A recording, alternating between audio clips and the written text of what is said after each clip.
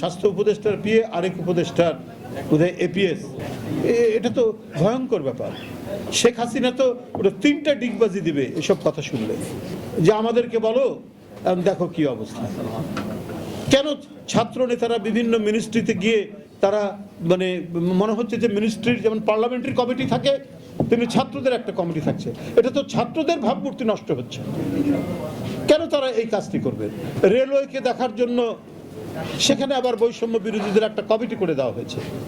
রেলের একজন সাবেক ডিজি বলেছে যে সেখানে এই যে রোজার মাসে টিকিট কালোবাজারির সাথে এই সমস্ত বৈষম্য বিরোধী ছাত্র নেতারা জড়িত।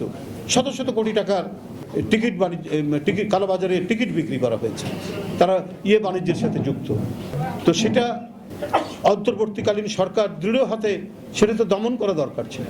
এটা তো হয় না যে ছেলে মানে পাশ করে চাকরির সন্ধান করে চাকরি করবে, সে যদি হঠাৎ করে অনেক টাকা দেখে ফেলে, তার মাথা তো ঠিক থাকার কথা না।